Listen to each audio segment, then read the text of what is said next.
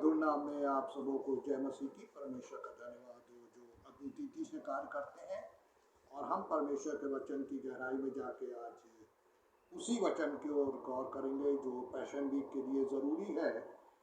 और पिछली बार हमने शुरू किया है पहला कुरिन्थियों 1:18, वहाँ लिखा है, क्योंकि क्रूस की कथा नाश होने वालों के निकट मूर्खता है, पर हम उद्धार पाने वालों के लिए परमेश्वर की सामर्थ्य है। इन दिनों में हर तरफ क्रूस की कथा की बातचीत हो रही है, लैंडेज है, पैशन वीक आ रहा है। मेरे प्रियो, क्रूस की कथा दो तरह के लोगों के बारे में चित्रण करती है, बताती है। उसमें एक है नाश होने वाली, और हम इन दिनों में उन लोगों के बारे में जानने की कोशिश कर रहे हैं जो नाश होने वाली हैं, यानी जिन्होंने अपने जीवन में परमेश्वर के वचन को रिजेक्ट किया है। हाँ मेरे प्रियो, ये सच है कि बहुत से लोग हैं जो सोचते हैं कि वो परमेश्वर के करीब पर होते नहीं हैं। मैं आपको एक खास जगह ले चलूँगा, परमेश्वर के वचन में से दिखाने की कोशिश करेंगे। हम लोग देखते हैं कि यहोशू जब इसराइलियों को लेके निकल गए तो यहोशू ने क्या कहा, इसराइलियों से उन्होंने एक वर्ड कहा था, और मैं चाहूँगा कि आप भी उसको पढ़ें और देखें कि यहोशू क्या कहते हैं। यहोशू की पुस्तक 24वां बाब 15वीं आयत में लिखा है, और यदि यहोवा की सेवा करनी तुम्हें बुरी लगे तो आज चुन लो कि तुम किसकी सेवा करोगे, उन देवी देवताओं की जिनकी सेवा तुम्हारे पुरख महानंद के उस पार से करते थे, चाहे अमेरियों के देवताओं की सेवा करो जिनके देश में तुम रहते थे, परंतु मैं अपने घराने समेत यहोवा ही की सेवा करूँगा। मेरे प्रियो, इसराइलियों को यहोशू ने एक चैलेंज दी कि तुम आज चुन लो तुम किसकी सेवा करोगे। मैंने बताया कि उसकी कथा दो तरह के लोगों के लिए है। एक वो जो संसारिक अभिलाषाओं में जी रहे हैं, जिनके जीवन में संसार की सारी चीज़ें ही सब कुछ हैं, और बाइबल क्या कहती है। हम चलेंगे दूसरा इतिहास उसका 15वां बाब और उसकी पहली दूसरी आयत। यहाँ क्या लिखा हुआ है यह भी मैं पढ़ूंगा आपके लिए। तब परमेश्वर का आत्मा उदोद के पुत्र अजमय समाया और वो आशा से भेंट करने निकला। उसने कहा, हे आशा और हे सारे यहूदा और बिन्यामीन मेरी सुनो। यहाँ पे एक चैलेंज है, जब तक तुम यहोवा के संग रहोगे तब तक वो तुम्हारे संग रहेगा, और यदि तुम उसकी खोज में लगे रहो तो वो तुम्हें मिलेगा, परंतु यदि तुम उसे त्याग दोगे तो वो भी तुमको त्याग देगा। परमेश्वर की एक शर्त है कि जब तक हम परमेश्वर के संग रहेंगे तब तक परमेश्वर हमारे संग रहेंगे, अन्यथा वो हमें छोड़कर चले जाएंगे।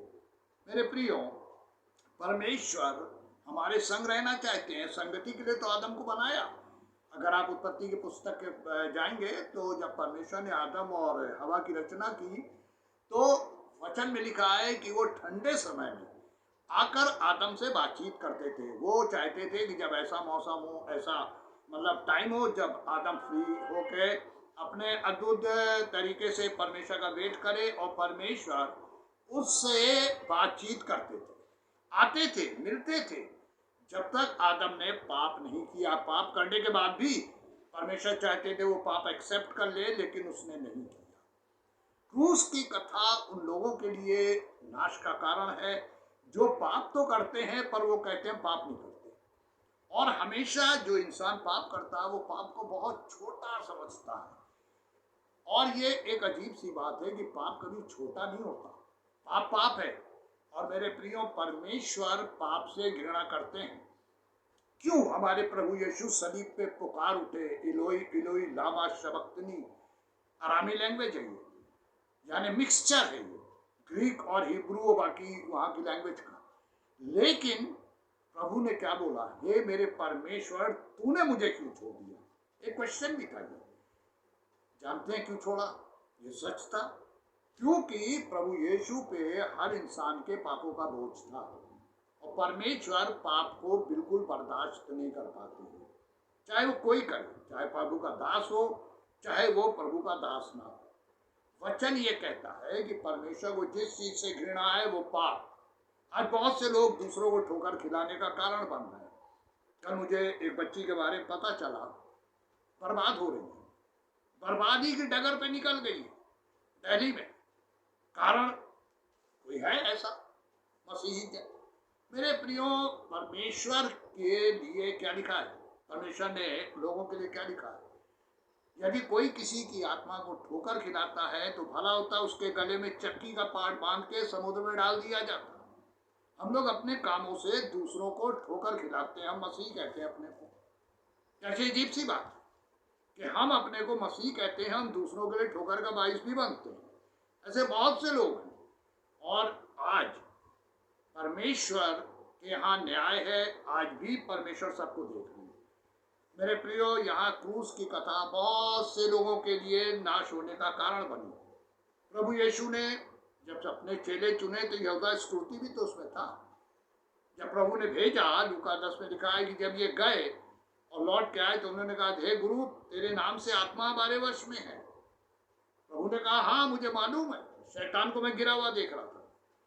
लेकिन यहूदा इस्करियोती जो उस हीलिंग मिनिस्ट्री में साथ था, उसी ने प्रभु को धोखा दिया, विश्वासघात किया। ये कौन लोग होते हैं जो प्रभु के संग रहकर परमेश्वर का कार्य भी करते हैं और धोखेबाजी भी करते हैं, विश्वासघात।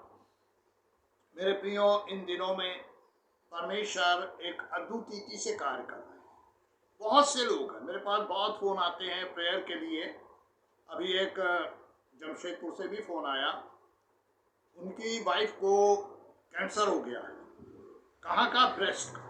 उन्होंने, वो टीचर है किस स्कूल में, और उन्होंने मुझे फ़ोन करके ये कहा कि सर आप आ सकते हैं क्या हमारे यहाँ? हमने कहा आ नहीं सकते, इस समय कहीं नहीं जा रहे हैं। उनको डॉक्टरों ने जवाब दे रखा है और उनको मेरा नंबर कैंसर इंस्टीट्यूट से मिला।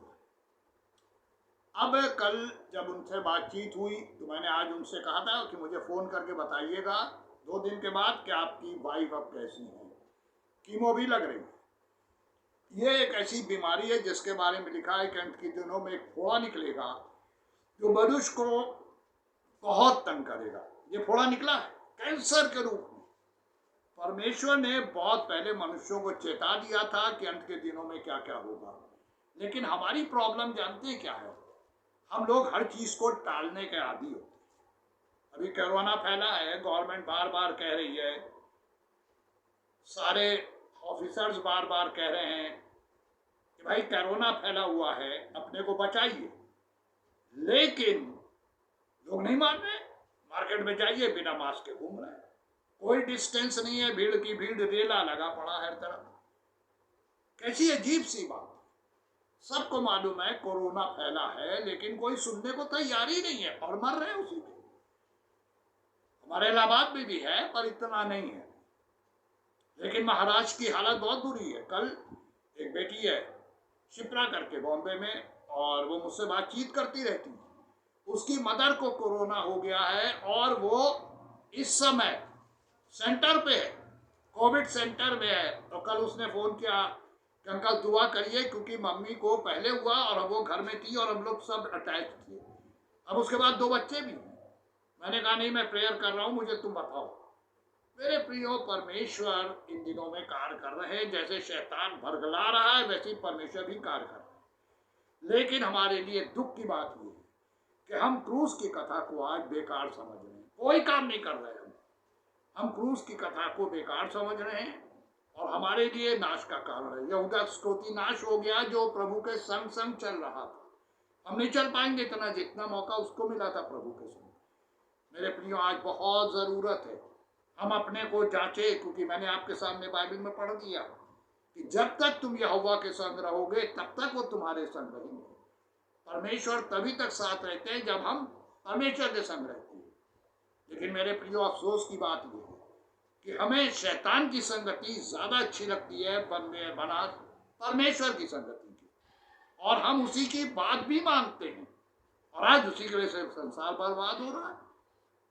मैं जानता हूँ, अभी परमेश्वर ने मुझको बताया एक लड़की के बारे में कि उसके यूट्रस में सिस्ट हो रही है, उसको भी नहीं पता है। और मैं अगर बताऊंगा उसको विश्वास ही नहीं होगा। लेकिन मैं जानता हूं कि उसके सिस्ट हो रही है, लेकिन बता नहीं सकता। मेरे प्रियो, किसी को पता ही नहीं चल रहा आजकल। और जब कैंसर फैल जाता है ना, तब पता चलता है उसे हुआ क्या है। परमेश्वर चाहते हैं हम बच जाए। क्रूस की कथा नाश होने वालों के निकट मूर्खता है। मेरे प्रियो, ये अंत के दिन है, हमको बहुत चौकन्ना रहना है कि परमेश्वर के द्वारा हम आशीषित हैं। आज यहीं पे इस वचन को हम खत्म कर रहे हैं और हम आपके सामने एक, कह सकते हैं, एक चुनौती भी रख रहे हैं। हम चुनना है आपको और मुझे भी कि हम किसके संग रहेंगे, क्योंकि जब तक तुम यहोवा के संग रहोगे तब तक वो तुम्हारे संग रहेगा। यहोशू क्या कहते हैं, आज चुन लो किसकी सेवा करोगे। मेरे प्रियो, हमारे पास कल का नहीं टाइम है, पता नहीं हम आज ही खत्म हो जाए।